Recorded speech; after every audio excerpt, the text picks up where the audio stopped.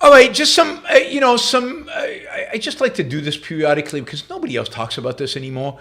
It's like it doesn't exist. It used to be that this was a big Republican thing that they would talk about, but they don't anymore. Although it's possible that a few people in the Freedom Forum in the House are waking up to this and maybe trying to make a big deal of this. But then, of course, when they get into power and they have a Republican president, they'll forget about this.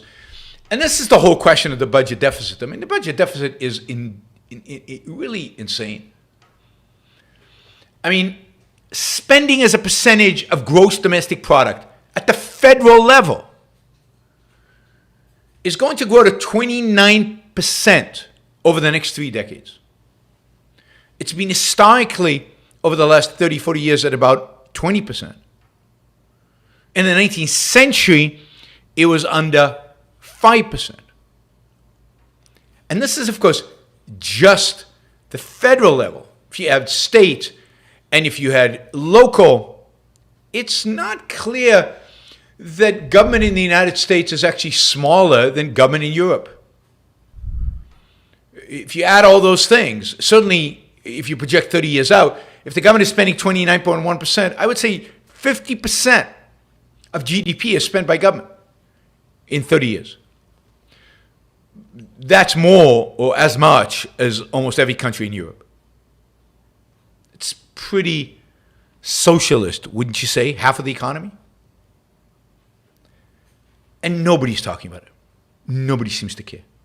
I mean, again, the House Republicans are making some noise right now, but they're only making noise right now because they've got a Democrat in the White House. We know that as soon as a Republican gets in, they stop talking about cutting spending. It's just an ever-escalating rise without any concern. Growing debt. Indeed, because of the growing debt, by 2051, spending on interest will be the single largest line item in the federal budget. And that's, if we're lucky, if interest rates stay high or if interest rates go up even more, that could be well before 2051. Now that means it would be larger than Social Security, larger than Medicaid, all the other mandatory and discretionary programs, more than defense spending. And that's because of how much money the government is borrowing to feed the spending binge. And, this is a recipe for the destruction of the U.S. economy. If the government becomes that size of the economy, it's unbelievably destructive to the sector of the economy that actually produces the economic growth, the innovation, the progress, the moving forward, which is the private sector. The government just dwarfs it and makes it irrelevant. So, and this is the thing, and we'll talk about this more in a second. The longer you wait to deal with it, the more difficult it is to deal with. The longer you wait to deal with it, the bigger the debt, the bigger accumulated debt, the harder it is to pay it off. The longer you wait to deal with it, the bigger the interest payments are going to be because you're going to have to keep funding that debt. So even if we got a balanced budget tomorrow, we still have to fund all the debt we've accumulated to date. We'd have to run surpluses to pay off the debt. That would require real cuts. Nobody's talking about that. And notice that not a single political candidate is talking about this stuff. The leading Republican candidate, Donald Trump, doesn't like cutting spending. We know that. And has taken Social Security and Medicare off the table, which is insane. Because there's no way to cut any spending without reforming those programs.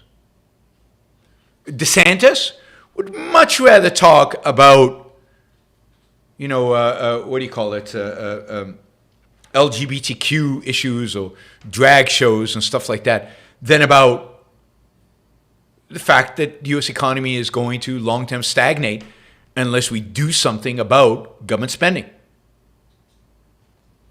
I mean, maybe Nikki Haley mentions it once in a while, but other than that, nobody cares. And I'm not even talking about the Democrats who want to spend more. who want the deficit to be larger, who want government to be much larger, with no thought about controlling it. Indeed, they want, their idea is, modern monetary theory, just spend ad infinitum, it makes no difference. I'm caricaturing a little bit. The MMT people. So, it's scary. It's scary because, as I've said, and this is one of my big problems with Trump, was basically Trump did away with an opposition party.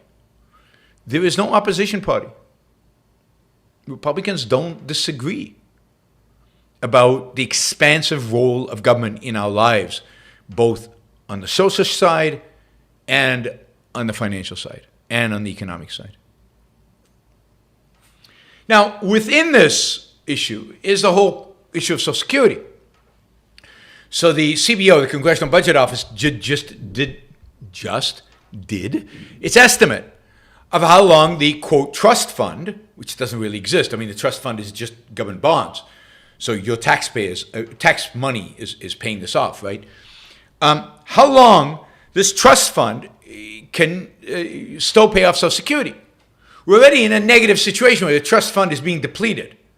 And basically, your regular taxes, my regular taxes, are paying Social Security to retirees.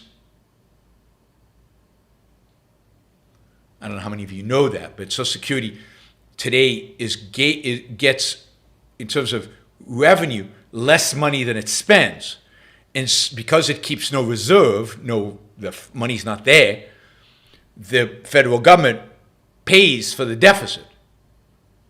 That's the trust fund, is IOUs from the government, from the rest of the government, right? So it's just moving around. There is no trust fund.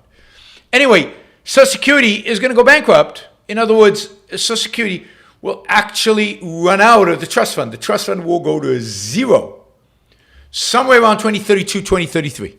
Now, that's just around the corner. We're in 2023 right now. So 10 years from now, baby boomers will be all retired, all collecting Social Security. Even maybe I should start collecting Social Security now. Anyway, everybody will be collecting. I will be collecting Social Security. I'll be old by then, and past the optimal time. I think the maximum time where I have to withdraw Social Security. So I'll be getting Social Security, and then it'll go bust. And at that point, in order to keep the program solvent, they will have to cut benefits by 25% across the board for everybody. Now, notice, I'm not a fan of Social Security, and I'd like to see it phased out. I'd certainly like to see it privatized. Some reform. But that is insane.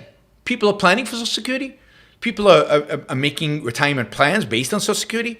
People are retired already, assuming the money will continue coming in. And nobody has a plan. Nobody cares. There's massive evasion around Social Security. Just Republicans and Democrats, of course, pretend it just doesn't exist, that it doesn't matter, that they're all for Social Security. They all want to maintain Social Security. They all think Social Security is fantastic, and they won't touch it. At least Ronald Reagan had the audacity to have a commission look at Social Security and propose some things to extend its life.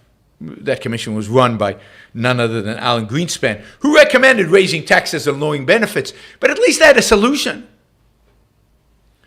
Every year that they wait will require, in order to fix the problem, greater tax rises and greater benefit reductions. But they'll keep waiting. They'll just bury their hand in the sand and pretend nothing is going on. Nothing is happening. And these are politicians. This is the quality of our politicians.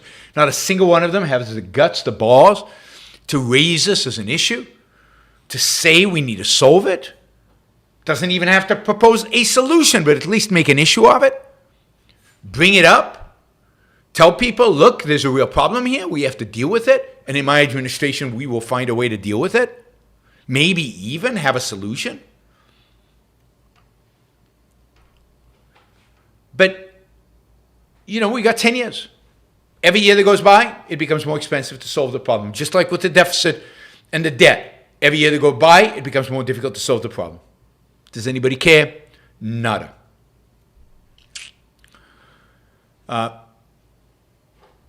Where does that leave, again, the U.S. economy? Where does that leave our quality of life, standard of living, ability to plan into the future? Not in great shape. Not in great shape.